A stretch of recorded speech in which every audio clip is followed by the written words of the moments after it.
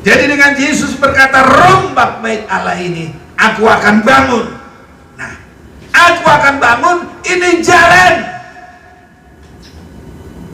ini keberkatan, ini kehendak Allah, bukan lagi yang lain-lain. Bangunan Tuhan adalah orang-orang. Nah, kita ini, saudaraku, kalau mau berserah, kita bangunan Tuhan. Caranya bagaimana? Berpondasi kepada korban Yesus Kristus, kematian, kebangkitannya. Jadi ditebus darah Yesus. Ini dasar bait Allah. Dan kalau dia sudah dipenuhi Roh Kudus, itulah bait Allah. 1 Korintus 3 ayat 16. Tolong, ada yang baca. 1 Korintus 3 ayat 16. Tidak tahukah kamu bahwa kamu adalah bait Allah dan bahwa Roh Allah diam di dalam kamu? Ya. Jadi saudara-saudaraku, menjadi umat Tuhan, anak Tuhan, tidak di dalam bait Allah yang lama dengan peraturannya, dengan ajarannya, tapi adalah yang beriman kepada Yesus Kristus yang sudah mati dan bangkit. Itu untuk membangun kita menjadi pondasi. Yesus memulai pekerjaannya, dia diurapi. Kalau dia sudah naik, dia curahkan Roh Kudus ke dunia ini. Siapa yang menerima, dialah bait Allah. Jadi yang disebut bait Allah sekarang adalah umat-umat Tuhan yang dipenuhi oleh Roh Kudus. Itu bait Allah, saudaraku. Mau dipenuhi dengan Roh Kudus? Mari tinggalkan hidup lama, siap dirombak. Biar yang baru, yang lama sudah berlalu, yang baru sudah datang. Dan kita rindu menunggu di kaki Tuhan.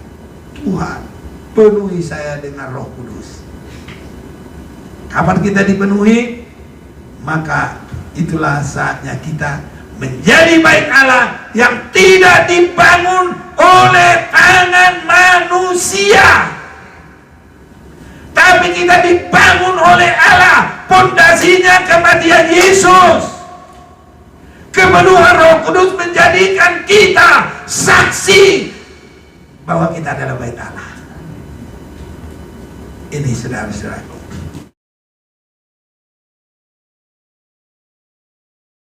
Saya persilakan dulu saudaraku. Salam dalam Tuhan kita Yesus Kristus. Siapapun kita, baik di tempat ini, baik di mana saja pun, bahkan sampai saudara yang boleh mendengar juga nanti lewat siaran-siaran lain, YouTube. Saya berdoa Tuhan memberkati semuanya. Kita mau membaca firman Tuhan dalam Yohanes pasal yang kedua. Saudara-saudaraku, bukannya tidak ada ayat yang lain dan bukannya itu lagi, tidak, tapi di dalamnya ada maksud Tuhan yang luar biasa. Saya perhatikan maksud Tuhan yang luar biasa di dalam firman Tuhan ini, dan yang Tuhan akan semakin berikan bagi kita, bahkan dalam rencana Allah, bukan hanya bagi kita, tapi bagi dunia ini. Karena firman ini bukan hanya untuk satu kelompok kecil, tapi untuk seluruh bumi ini. Dalam Yohanes pasal 2, saya mau ajak kita membaca Mulai ayat 19 saya bacakan. Jawab Yesus kepada mereka, rombak bait Allah ini, dan dalam 3 hari aku akan mendirikannya kembali.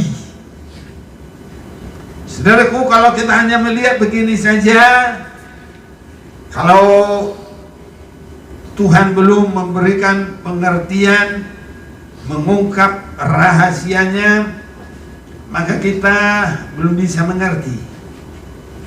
Tetapi kalau Tuhan memberikan pengertian, saya perhatikan di sini ada permulaan yang sungguh besar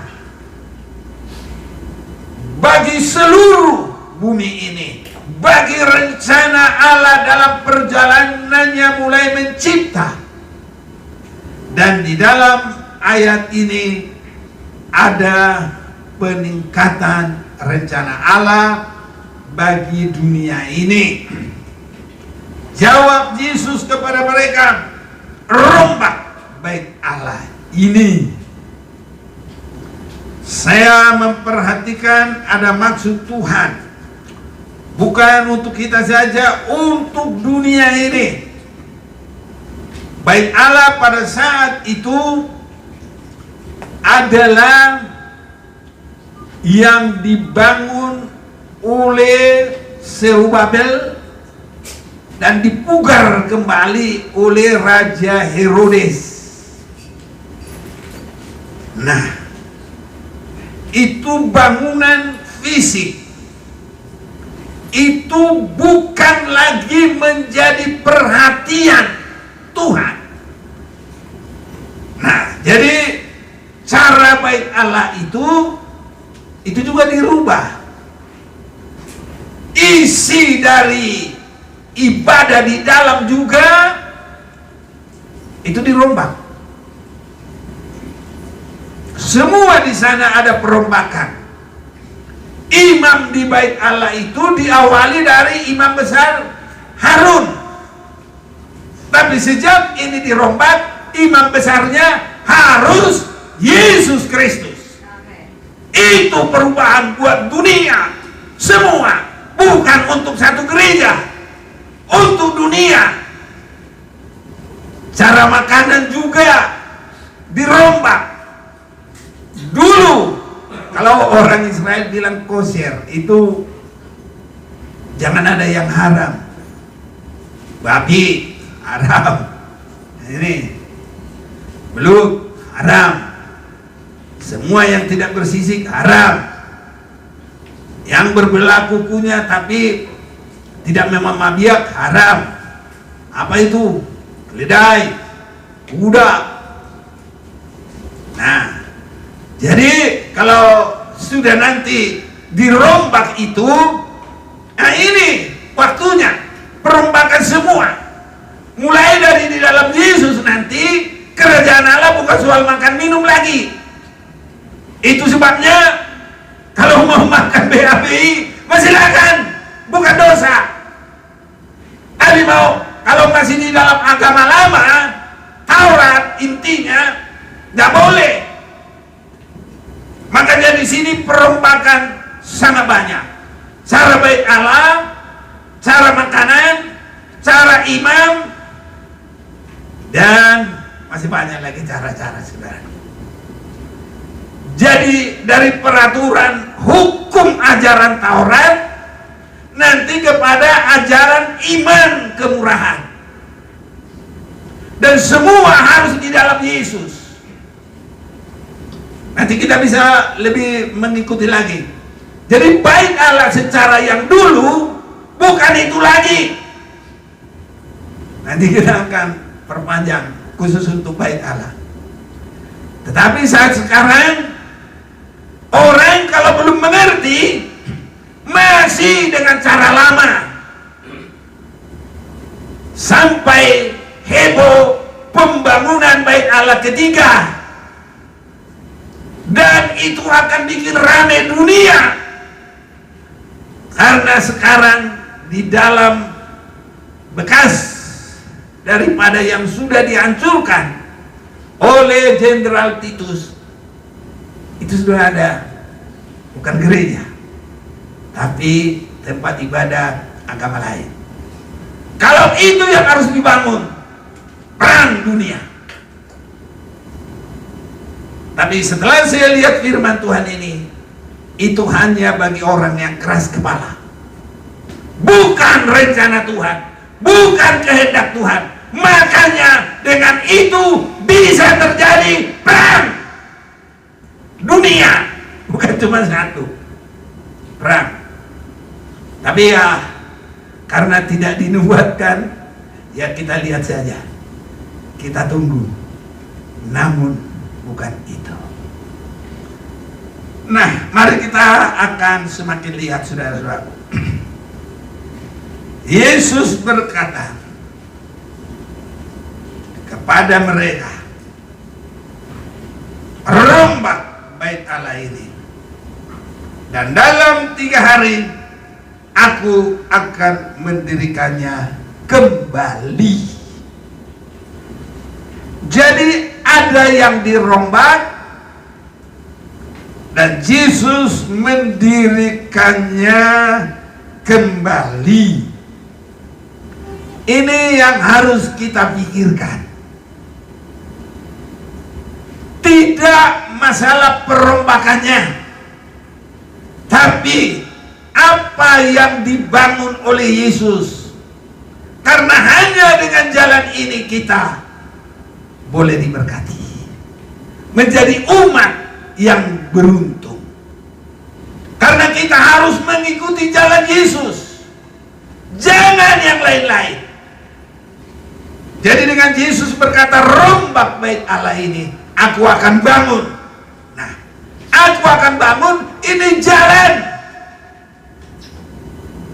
ini keberkatan, ini kehendak Allah, bukan lagi yang lain-lain. Tidak ada yang lain-lain. Baik agama Yahudi, bukan, tidak ada lain. Kecuali nanti kalau mereka terima Yesus, mereka juga menjadi keberkatan. Dan kita bisa terima duluan, kita boleh bersyukur. Sekarang secara utuh, secara satu bangsa itu belum terima. Tapi kita semua ada di sini. Bersyukur, saudara-saudaraku. Setiap yang mendengarkan firman ini bersyukur. Umat pilihan, mereka tidak akan hilang karena mereka nanti akan menerima. Tapi kalau mereka menerima Yesus, bukan bait Allah yang lama, bukan agama Yahudi, bukan, terima Yesus. Tapi kalau itu terjadi, tertutup pintu di luar orang Israel. Makanya kita harus sungguh-sungguh ini, saudaraku. Ini kesempatan bagi kita semua, ya. Makanya kalau kita nyanyi tadi, sampai mati pun, apa tadi? Ku tetap setia melayanimu sampai mati. Oh ya, terus kehidupanku, ku tetap setia melayanimu. Amin. Tetap setia ya. Apapun yang terjadi, dan harus kuat, harus teguh. Bangunan baru, kita bangunan Yesus. Jangan gampang roboh, saudaraku. Biar disinggung, biar tersinggung, tapi jangan tersungking. Tersinggung biasa, tersungking terlempar, saudaraku. Jangan. Kalau kau jatuh bagaimanapun, ya namanya manusia, tapi jangan sampai tergeletak. Maju, harus jadi yang kuat. Suami istri kalau ada rasa tantangan, wah jangan gampang, saudaraku. Nanti kalau gampang itu belum bangunan Tuhan. Aku akan bangun, itu pertama sekali, dan itu kokoh sampai hidup kekal selama-lamanya. Dan mulai dari itu makanya Yesus berkata, aku jalan kebenaran hidup, tidak ada yang lain. Bait Allah ajaran apa? Tidak ada. Tapi Yesus adalah jalan satu-satunya. Di bawah kolong langit ini tidak ada nama lain yang di dalamnya selamat di luar nama Tuhan Yesus. Kisah Rasul 4 ayat yang ke-12. Yohanes 14 ayat 6, akulah jalan kebenaran dan hidup. Tidak ada seorang yang sampai kepada Bapa tanpa melalui Dia. Nah, ini dimulai dari rombak yang lama ini aku bangun dalam 3 hari. Harus begitu, saudaraku. Karena dulu agama Yahudi itu jalannya Tuhan itu. Itu diawali dengan Tuhan suruh Musa membuat kemah sembahyang. Sesudah Daud, saya ini rumahnya bagus, masa Bait Allah nggak ada? Saya mau bangun. Ya boleh, kamu sudah terlalu banyak kamu menumpahkan darah. Harus yang damai. Makanya kita, saudaraku, harus diperdamaikan dulu. Satu dengan lain berdamai juga, saudaraku, supaya bisa nanti bangunan Allah. Akhirnya Salom, Salomo, haleluya. Siapa Salomo? Anaknya Daud. Dia boleh bangun, saudaraku. Salomo membangun. Nah, itulah bait Allah pertama. Biarpun ada bait Allah, biarpun ada ibadah, tapi kalau umat Tuhan tidak sungguh-sungguh, dibuang. Siapa tahu kemana dibuang? Ke Babel. Wah, tapi masih ada di sana yang sungguh-sungguh. Siapa? Daniel, Sadrak, Mesak, Abednego. Haleluya. Ini membawa nama Tuhan, mau bawa benderanya Tuhan. Ini saudara-saudaraku. Nanti sampai mereka boleh kembali, ini semua ada andilnya ini. Membuat sejarah di Babel. Sehingga nanti Raja Kores membolehkan umat itu pulang, bangun lagi bait Allah. Ini saudara-saudaraku. Jadi kita ini apapun yang terjadi tetap sungguh-sungguh, saudaraku. Baik ada ujian, baik cobaan, baik apapun, jangan gampang tersinggung, jangan gampang marah. Jangan, saudaraku. Bangun yang kuat, bangunan Tuhan yang kuat. Haleluya. Saya, saudaraku, semangat sekarang apapun yang terjadi. Dengkul saya nggak bisa kuat, nggak bisa disangkal, saudaraku. Tapi semangat saya kuat, hati saya kuat, saudaraku. Teguh, semoga semua nanti kuat. Saya juga masih mau berikan ini. Biar saya mau melawat lagi teman-teman yang ada di sana ini. Haleluya, saudaraku. Nah, jadi rombak bait Allah itu, semua dirombak.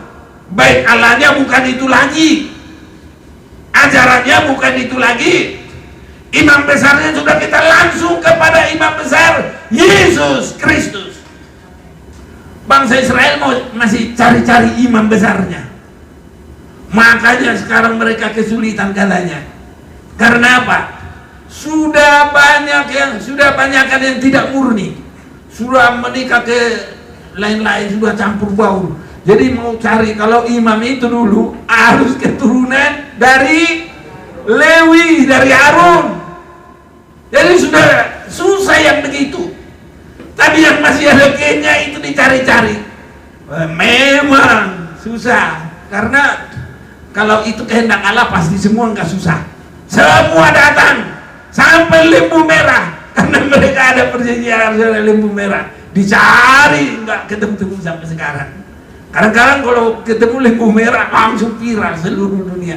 Israel sudah temu lembu merah, itu katanya. Saudara-saudaraku, mata Tuhan bukan ke situ lagi. Ada bangunan Yesus Kristus. Kurang apa? Hanya kurang keras kepala, masih yang lain-lain. Saudara-saudaraku, karena mereka belum mengerti. Tapi dengan firman ini, biar dunia bisa mengerti. Kalau yang sudah mengerti, mari sama-sama bersyukur. Kalau belum mengerti, dengar dengan baik-baik. Bukan yang lain-lain, hanya satu, Yesus, jalan keselamatan dan hidup. Hanya satu, Yesus, jalan kebenaran dan hidup. Tanpa Dia tidak ada yang sampai kepada Bapa. Ini saudara-saudara, rombak bait Allah ini. Saudara-saudaraku, bangunan Tuhan bukan yang dibangun oleh manusia. Saya mau mengajak membaca Kisah Rasul pasal yang ke-7 ayat 49. Langit adalah tataku dan bumi adalah tumpuan kakiku. Rumah apakah yang akan kamu dirikan bagiku? Demikian firman Tuhan. Tempat apakah yang kamu yang akan menjadi perhentianku? Bukankah tanganku sendiri yang membuat semuanya ini? Nah, lalu, hai orang yang keras kepala. Keras kepala. Tapi kita semua gak ada yang keras kepala ini. Haleluya. Jadi ini buat orang yang keras kepala ini ya.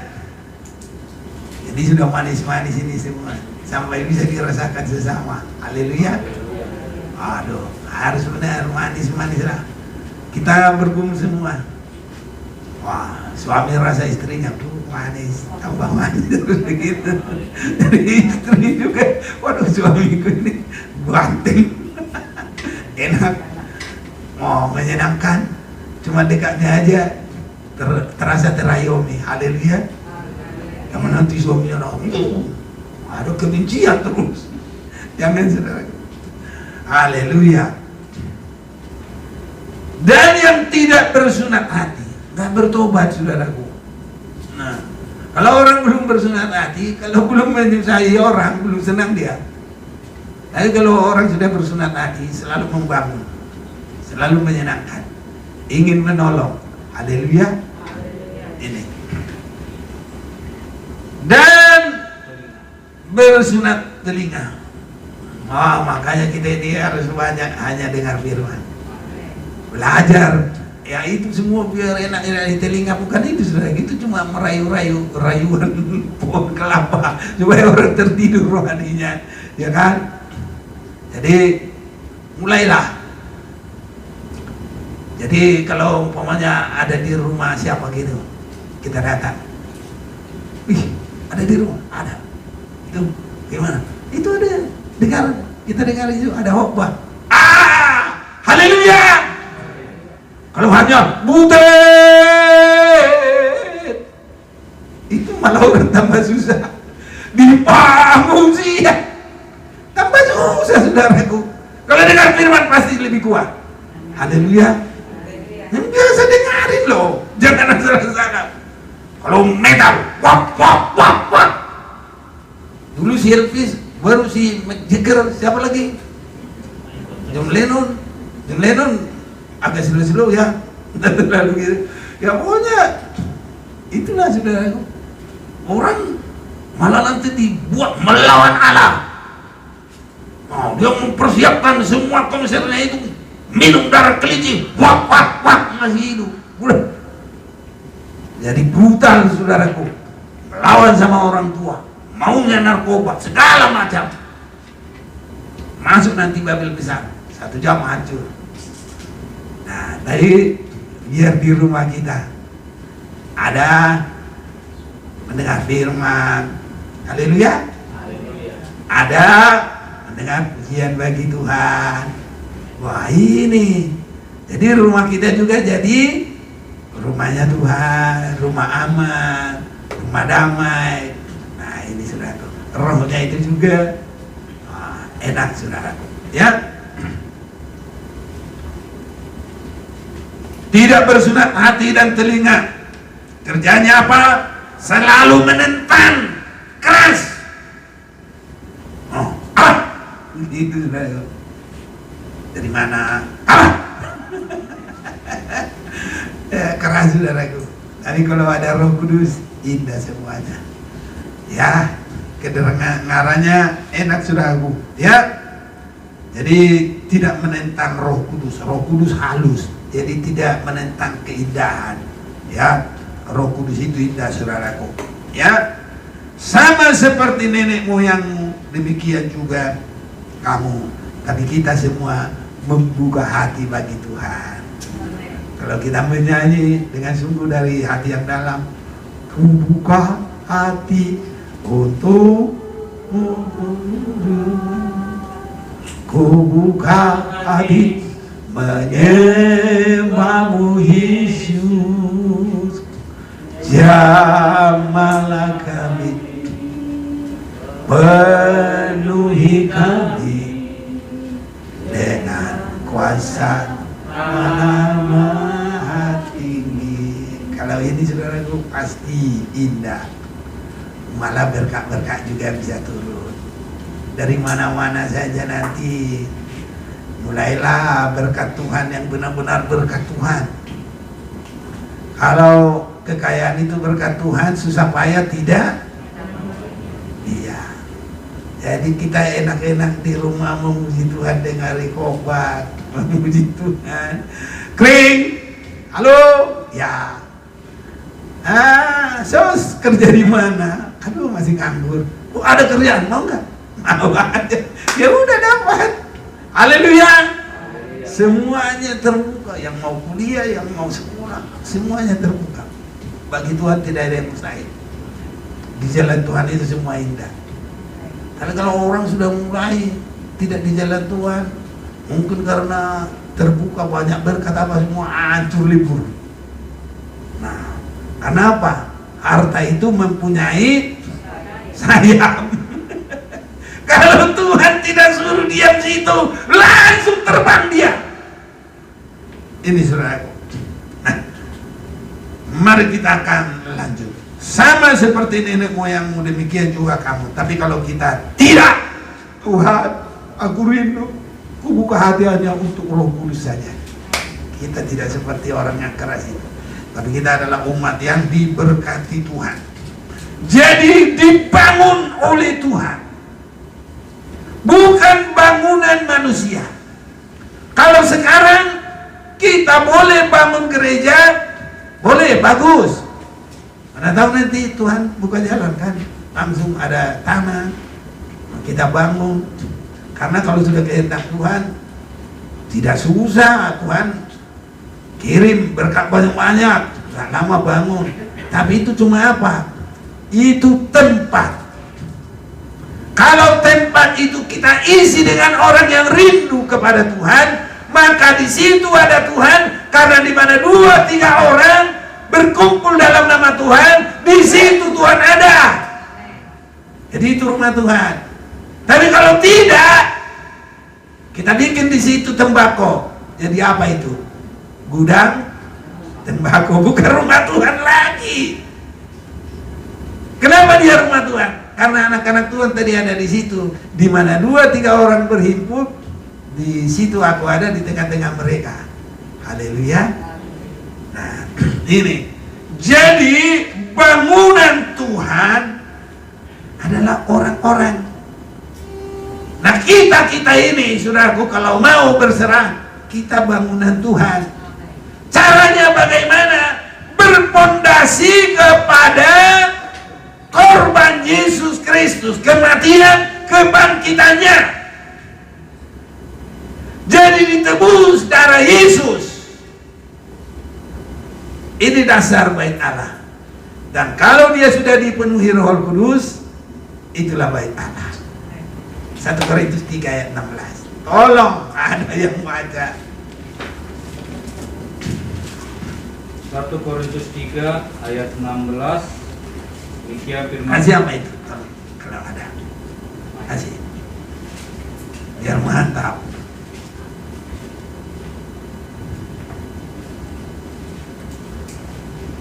1 Korintus 3 ayat 16. Tidak tahukah kamu bahwa kamu adalah bait Allah dan bahwa Roh Allah diam di dalam kamu? Ya. Jadi saudara-saudaraku, menjadi umat Tuhan, anak Tuhan, tidak di dalam bait Allah yang lama dengan peraturannya, dengan ajarannya, tapi ada yang beriman kepada Yesus Kristus yang sudah mati dan bangkit, itu untuk membangun kita menjadi pondasi. Yesus memulai pekerjaannya, dia diurapi. Kalau dia sudah naik, dia curahkan Roh Kudus ke dunia ini. Siapa yang menerima, dialah bait Allah. Itulah bangunan Allah, bukan apa ini, gedung ini. Kalau gedung dibangun itu tempat. Kalau ini nanti kita keluar dari sini, tidak ada Tuhan di tengah-tengah. Kecuali kalau mereka beribadah dan menyerahkan diri, ada. Nanti kalau di sini ditaruh ini joget-joget semuanya di sini karaoke, nggak tahu lagi yang ada di sini asap. Kau nggak boleh merokok ya. Jadi nggak tahu lah apa, pokoknya begitulah. Berubah. Jadi kalau gedung seperti ini gampang berubah. Jadi apa pun boleh aja ini. Mau rumah setan juga boleh, rumah hantu juga boleh. Nah, jadi yang menentukan adalah yang di dalam. Bisa jadi gedung apa saja juga boleh, gedung bioskop, gedung tembakau, gedung minuman, apa aja boleh, gedung. Jadi yang disebut bait Allah sekarang adalah umat-umat Tuhan yang dipenuhi oleh Roh Kudus. Itu bait Allah, saudaraku. Mau dipenuhi dengan Roh Kudus? Mari tinggalkan hidup lama, siap dirombak. Biar yang baru, yang lama sudah berlalu, yang baru sudah datang. Dan kita rindu menunggu di kaki Tuhan. Tuhan, penuhi saya dengan Roh Kudus. Kapan kita dipenuhi, maka itulah saatnya kita menjadi bait Allah yang tidak dibangun oleh tangan manusia, tapi kita dibangun oleh Allah. Pondasinya kematian Yesus. Kepenuhan Roh Kudus menjadikan kita saksi bahwa kita adalah bait Allah. Ini saudara-saudaraku. Dan disinilah berubah cara-cara orang Yahudi.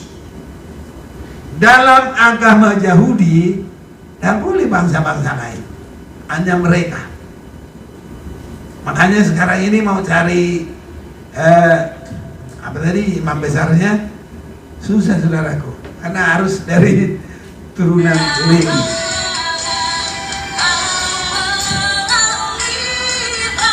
Ya, ada bantuan, nggak apa-apa.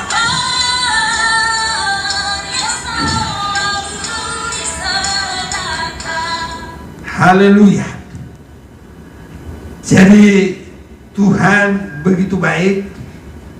Ada perubahan, bukan Yahudi lagi, tetapi siapa saja boleh. Kisah Rasul pasal 10.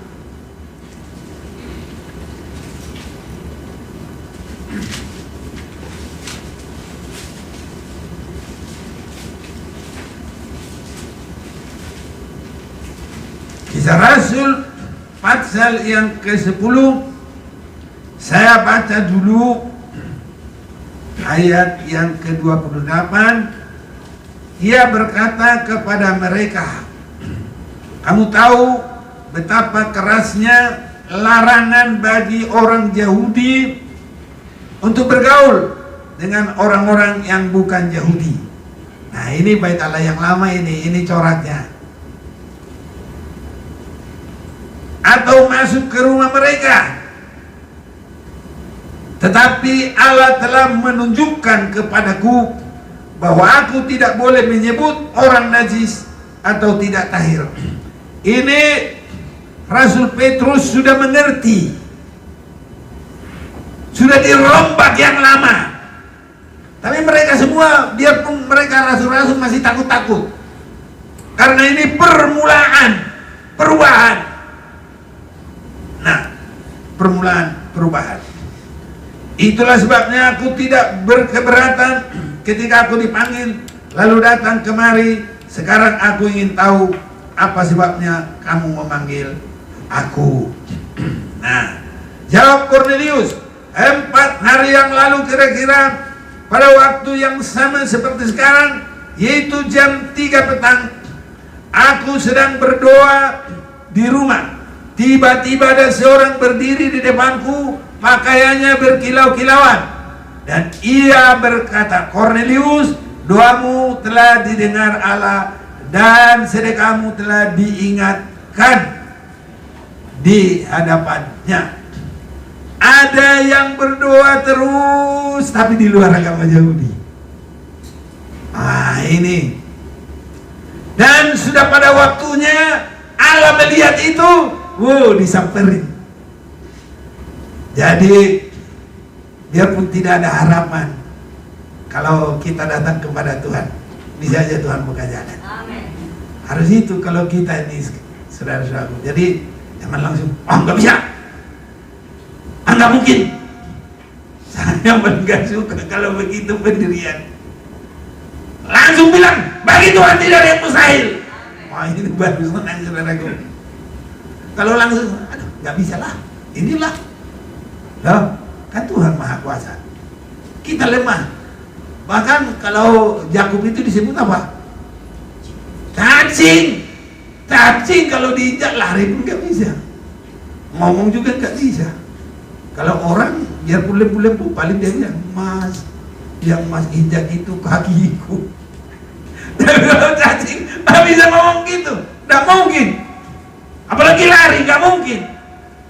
Tapi itu pun jangan takut. Haleluya. Amin, saudaraku. Emang ada yang takut nggak? Nyanyi dulu kita. Aku tidak khawatir. 1, 2, 3. Aku tidak khawatir. Burung di udara dia pelihara. Aku tidak khawatir. Bunga di padang dia hiasi. Aku tidak khawatir. Apa yang ku makan minum pakai, aku tidak khawatir. Bapa di surga memelihara. Nah, sekarang belum masalah makan, nanti masih bait Allah. Kalau makan, itu mulai ada akhir zaman makan minum. Antikristus nanti menggoda lewat makanan. Sampai nanti Babel besar itu makan minum sepuasnya. Tapi kita belum ke situ. Ini masih kita bait Allah, saudaraku. Karena perompakan dan perubahan itu mulai dari bait Allah. Baru nanti ajarannya, kehidupannya, cara makannya, semua harus berubah. Dan disitulah perubahan. Dulu nggak boleh makan BAB. Kalau sekarang nggak berdosa, saudaraku. B-nya 1 nggak apa-apa, B-nya 2 boleh, BPK boleh, pokoknya ada B, nggak masalah, saudaraku. Asal jangan minum racun, mencobai, nggak usah dah. Nah, saudara, lanjut. Suruhlah orang ke Joppe untuk menjemput. Sudah ayat berapa tadi? Ya, terus. Ya udah deh, bantu siapa yang bantu? Ya, 32. Ayat 32. Suruhlah orang ke Yope untuk menjemput Simon yang disebut Petrus. Ia sedang menumpang di rumah Simon, seorang penyamak kulit yang tinggal di tepi laut. Karena itu segera kusuruh orang kepadamu, dan dengan senang hati engkau telah datang. Sekarang kami semua sudah hadir di sini di hadapan Allah untuk mendengarkan apa yang ditugaskan Allah kepadamu. Terus. Lalu mulailah Petrus berbicara, katanya, sesungguhnya aku telah mengerti bahwa Allah tidak membedakan orang. Setiap orang dari bangsa manapun yang takut akan Dia dan yang mengamalkan kebenaran berkenan kepadanya. Itulah firman yang Ia suruh sampaikan kepada orang-orang Israel, yaitu firman yang memberitakan damai sejahtera oleh Yesus Kristus yang adalah Tuhan dari semua orang. Amin. Inilah perubahannya. Sesudah Yesus mati dan bangkit, bukan lagi orang Yahudi. Semua. Orang Yahudi nanti kalau dengan cara dia juga nggak bisa masuk. Kecuali sama. Maka di dalam Yesus yang penting adalah hidup yang baru. Nggak ada lagi Yahudi, nggak ada mana-mana, nggak ada kaya, nggak ada miskin, dan laki perempuan. Semua sama. Harus hidup baru. Amin. Dan dipenuhi oleh Roh Kudus. Mari, ayat 44 saya baca. Ketika Petrus sedang berkata demikian, turunlah Roh Kudus ke atas semua orang yang mendengarkan pemberitaan itu. Pemberitaan mana? Ya ini yang kita sudah mulai dari tadi. Itu kita nggak ambil dari mana-mana, kita nggak ambil dari koran. Saya tidak baca buku karangan si A si B. Ini supaya berita itu murni, bisa kita baca, bisa kita lihat. Haleluya. Tapi bukan berita baru, ini sudah tertulis dari dulu. Haleluya. Nah, itu kemurahan Tuhan kalau kita mau. Itu sebabnya semua sekarang harus berpondasi Kristus. Haleluya saudaraku. Berpondasi Kristus itu apa? Kita nggak sama dengan dunia ini. Berpondasi Kristus itu apa? Kematiannya menebus, kebangkitannya untuk kita boleh sama dengan Dia di dalam hidup yang baru. Itu kebangkitannya. Dan kalau kita dipenuhi Roh Kudus, kita sudah menjadi bangunan Allah. Karena Roh Kudus ada memenuhi kita. Semua harus berdoa dipenuhi dengan Roh Kudus. Benar-benar Roh Kudus itu ada, saudaraku. Benar-benar Roh Kudus itu ada. Jadi Allah biasa itu kok jangan begitu, saudaraku. Apalagi dia itu lagi. Nah, itu dari dulu kita udah kena. Udah ada yang kena saya 40 tahun lebih. Kita di Jakarta tahun 80 ya. Sekarang udah 40 tahun lebih ya. Iya. Jangan bilang itu aja si botak itu. Jangan, saudaraku. Kalau disampaikan penuh dengan Roh Kudus, berdoa semuanya. Haleluya. Ini bukan main-mainan ini. Ini firman untuk seluruh bumi loh.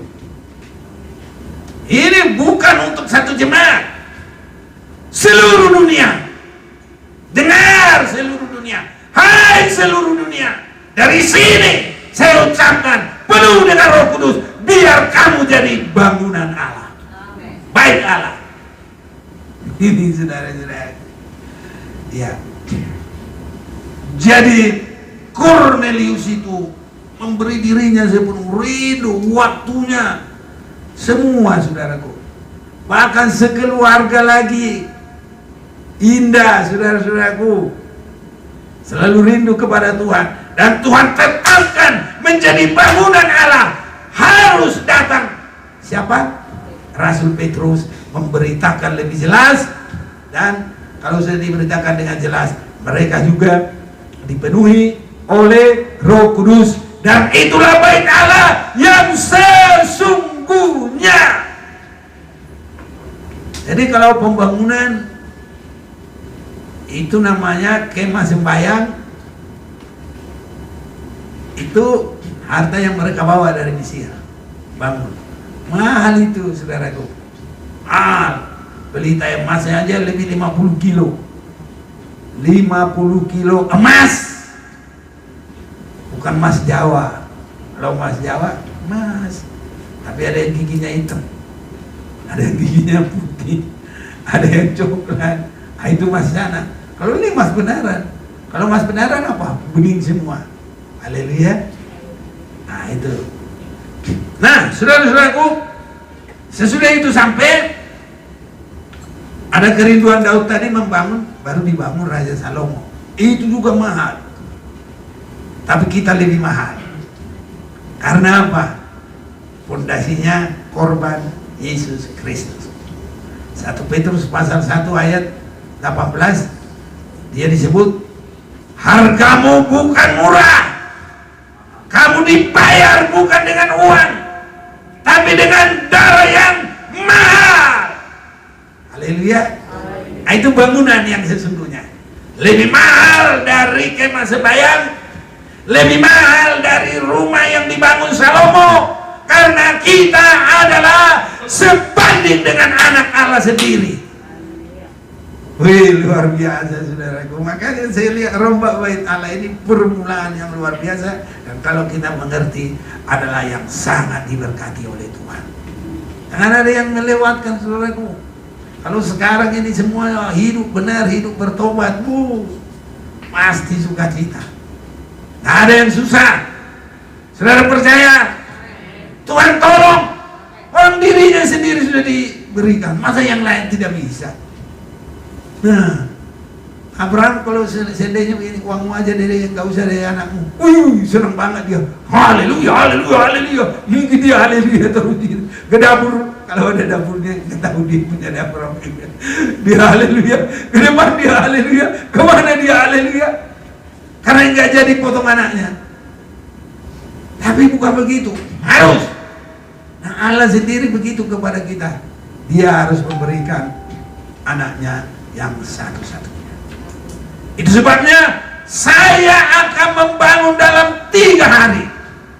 Kalau dia sudah turun dari surga, meninggalkan tahtanya, meninggalkan kesetaraannya dengan Allah, mengambil rupa manusia dan mengambil posisi pelayanan. Makanya pelayanan kita sekecil apapun jangan kecil hati. Jangan cuma guru sekolah minggu, dia cuma ketangga dari bawah. Jangan kecil hati, itu Tuhan lihat. Beri air secangkir aja juga. Mana lebih berat, ngangkat dari bawah sama kasih air 1 cangkir? Angkat dari bawah lebih berat. Jadi 1 cangkir aja udah ada berkahnya. Haleluya. Apalagi ngangkat dari bawah udah berapa begini, sampai ada yang keluar uratnya. Tapi jangan ada urat keluar marah. Haleluya. Kalau udah keluar urat marah jangan. Tapi kalau berat, nanti berkatnya berat. Ingat waktu Yesus bilang, "Hei murid-murid semua bawa batu ke atas." Kalau ada yang sembarang cari yang ringan-ringan, Petrus taruh di kantong sedikit, secuil. Lenggang aja dia lari juga boleh. Di sini kalau satu anak ketampil aja di sini nggak susah. Tapi kalau Tuhan supaya ngerti mereka tanggung jawab, Tuhan bilang, semua pegang batu, kita doa. Tapi ini nggak ada yang jangan cari-cari di mana terus. Saya kasih cerita ini.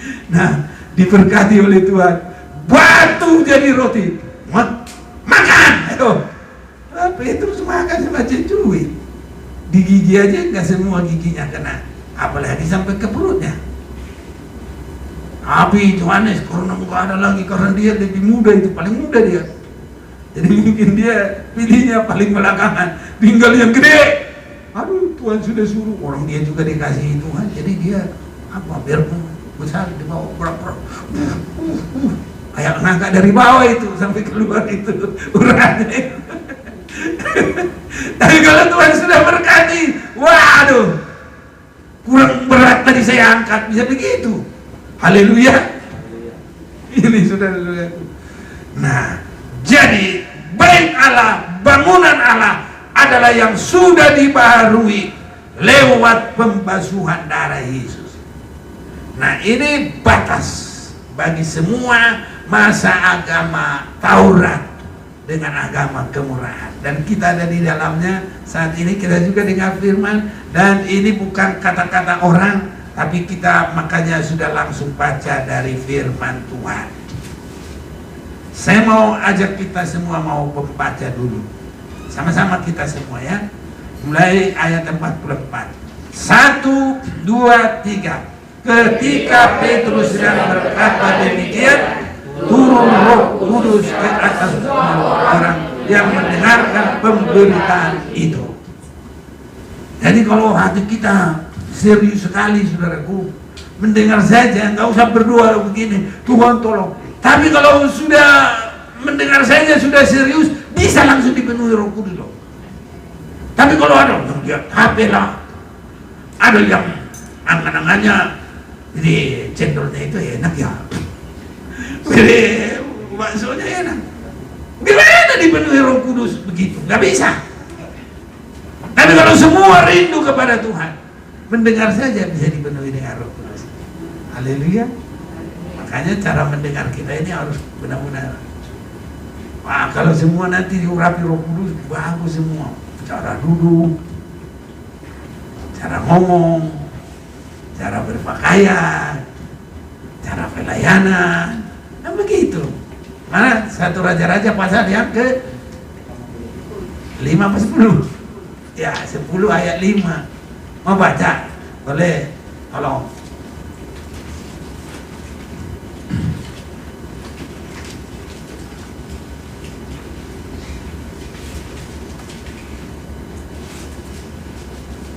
Ayo. Raja-Raja 10 ayat 5. 1 Raja-Raja 10 ayat 5. Mulai ayat 4. Ketika Ratu Negeri Seba melihat segala hikmat Salomo dan rumah yang telah didirikannya, makanan di mejanya, cara duduk pegawai-pegawainya, cara pelayan-pelayannya melayani dan berpakaian, minumannya dan korban bakaran yang biasa dipersembahkannya di rumah Tuhan, maka tercenganglah ratu itu. Ya. Jadi hikmat Salomo untuk sekarang adalah pembukaan firman. Jadi kalau ada pembukaan firman, orang harus sampai heran. Lihat kita mulai naik dari bawah. Kalau kita jalan di situ, orang harus heran. Wih, itu jemaat Maranatha. Haleluya saudaraku. Ada hikmat Salomo. Cara apa kita pun, cara berpakaian, mereka harus tahu. Dan itu membuat mereka tertarik kepada Tuhan. Haleluya. Ya, ini saudara-saudaraku. Jadi kalau sudah di dalam, dulu kita pelayanan kita semua indah saudara. Ada urapan Tuhan. Senang. Kita senang. Kalau nggak ada urapan Tuhan, senang aku. Lagi duduk dekat dia, kesan, kecil. Begitu saudara. Tapi kalau semua ada urapan Tuhan, kalau menyanyi juga, ku ingin tetap di sini menikmati baik-Mu. Ku ingin tetap di sini dan memandang indah wajah-Mu. Haleluya saudaraku. Jangan ada yang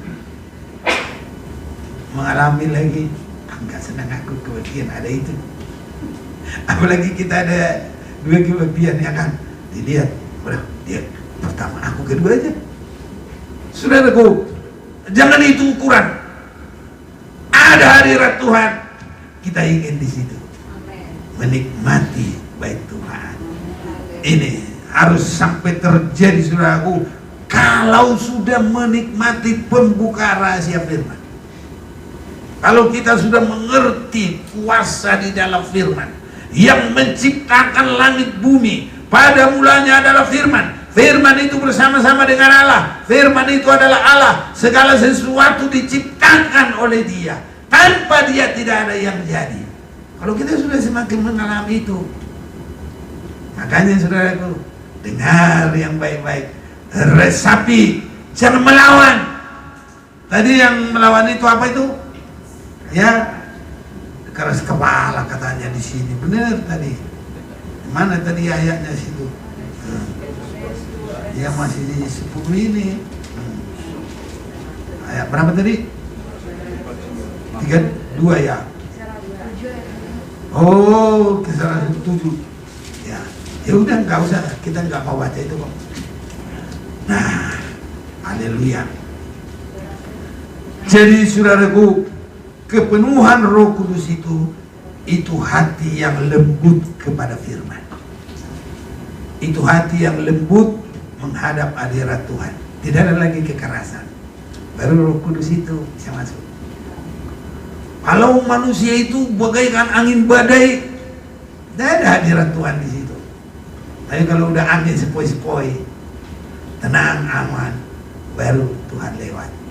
Haleluya. Jadi kalau hati kita udah damai, udah tenang, satu, dosa diperdamaikan. Dua, kita berdamai dengan satu dengan yang lain. Wah, itu Roh Kudus masuk. Tapi kalau masih berantem, sakit hati apa? Tuhan penuhi dengan rohmu. Roh siapa yang masuk?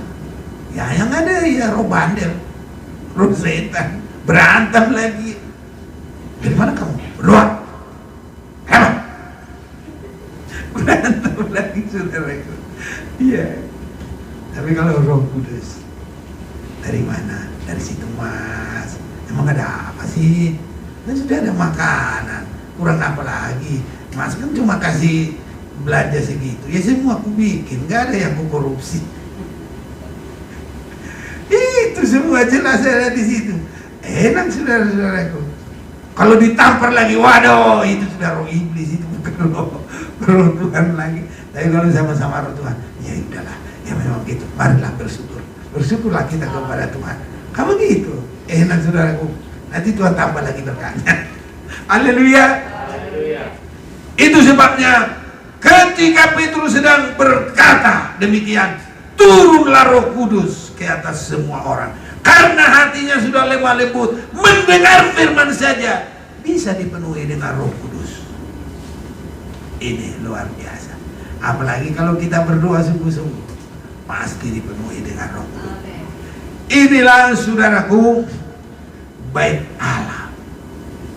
Dan kalau dikembangkan ini, kita semakin melekat kepadanya, mengasihi dia, mengikut dia, biar susah senang, kaya miskin, biar penderitaan, kita ikut dia terus, mengasihi dia. Ini namanya sudah melalui jalan kecil, jalan sempit. Ini namanya sudah menyangkal diri, bukan lagi akunya kita yang menjadi posisi pondasi, tapi kita juga sudah menyalipkan itu, maka mengikut Yesus di dalam sengsara. Dan itu menjadikan kita, dia kepala, kita tubuh. Wah, itu tempat Tuhan, bukan baik lagi. Menyatu dengan Tuhan. Kristus kepala, kita tubuh. Ini yang harus dikejar.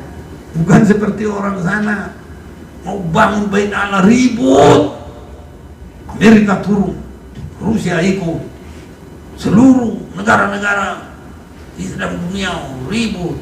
Tuhan nggak mau bangun bait Allah di tempat yang ribut. Daud aja habis perang nggak boleh, apalagi nanti ini perang dunia. Itu keyakinan saya. Saya tidak baca memang begitu dari firman, tapi saya tangkap Tuhan tidak akan membuat dalam perkara keributan. Kenapa? Saya sudah ikuti baca bagaimana Salomo bangun rumah Tuhan, harus sama semua. Amin. Sana itu mana bisa aman lagi. Karena apa? Yahudi ada, Kristen, tapi bukan karena itu, bukan. Asalnya aja dari situ. Terus satu lagi apa? Nah, itu agama satu lagi. Ribut. Dan itu penduduk dunia semuanya. Bukan hanya beberapa negara, semua di situ. Ini saudara-saudara. Itu sebabnya dalam kesempatan kalau kita sudah dengar firman, kalau itu semua bukan itu lagi dirombak, tapi adalah bangunan yang berpondasi di dalam korban Yesus Kristus. Dan bangunan itu kalau kita dipenuhi dengan Roh Kudus, dan kalau kita terus dipimpin oleh Roh Kudus kepada hikmat firman yang dibuka, dan kalau kita ada penyerahan semakin mengasihi dia, susah senang mengasihi Tuhan. Saya baca satu ayat, 1 Petrus pasal yang kedua ayat 24, 22 mulai.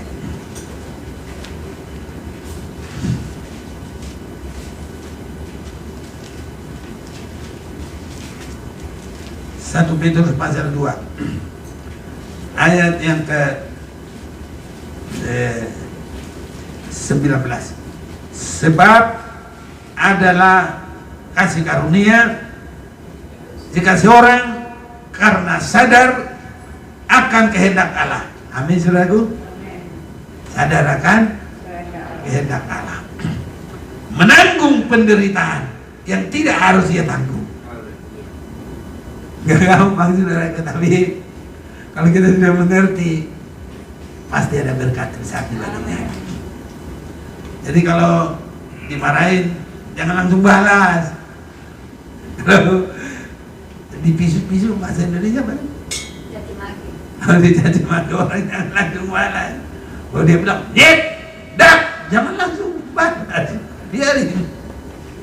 Nah, ini saudaraku. Sebab dapatkah disebut pujian jika kamu menderita pukulan karena kamu berbuat dosa? Jadi ini dalam kebenaran ini, saudaraku. Nah, kita ini belum ke sini. Aku yang salah. Kalau sudah benar, kamu yang salah, aku yang benar. Begitu terus. Berantem enggak? Kalau kamu yang salah, aku yang benar. Kamu yang salah. Dia juga kan mau bilang, kamu yang salah, aku yang benar. Berantem enggak? Ya berantem. Jadi kalau seperti begini, sebab berapakah disebut pujian jika kamu menderita pukulan karena kamu berbuat dosa? Nah, jika kamu menderita pukulan karena kamu berbuat dosa, tapi ini, jika kamu berbuat baik dan karena itu kamu harus menderita. Kita berbuat baik, sudah baik tapi menderita. Terus dibilang apa? Maka itu adalah kasih karunia pada Allah. Haleluya, saudaraku. Jangan meningkat, jangan harus meningkat. Jangan kalau dikasih duit, wah puji Tuhan. Harus sampai sini. Ini gak gampang. Tapi kalau sudah ke sini, bagus, saudaraku. Itu mengikut Tuhan. Kepala mempelai laki-laki surga. Ini saudara-saudara. Maka itu adalah kasih karunia pada Allah.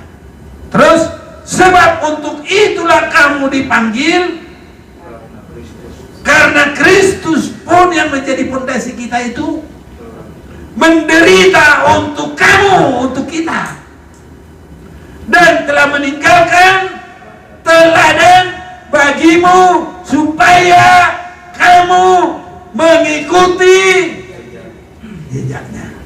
Amin, saudaraku.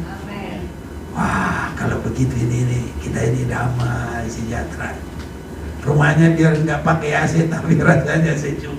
Haleluya, saudaraku. Tapi orang sono biar pun pakai AC panas. Yang panas apa? Hatinya. Hatinya bisa di AC, saudaraku. Yang nggak bisa. Panas hatiku, katanya. Kalau bahasa Batak, las rohaku, enak itu, bagus. Tapi kalau bahasa Indonesia, panas hatiku, panas kupingku, panas kepalaku, nggak bagus, benar. Tapi biar berkat Tuhan turun bagi kita semuanya. Biar berkat itu tercurah bagi kita, roh Allah ada dan diikuti segala kebutuhan kita. Bapak Ibu semua, pemuda-pemudi sampai anak-anak, diberkati oleh Tuhan. Saudaraku yang jauh di mana saja pun, dalam sambungan internet, roh Allah ada memberkati kita semua. Sudah kita masuk dalam kesempatan zaman keberkatan dalam korban kematian kebangkitan Yesus Kristus. Mari kita berdiri bersama-sama.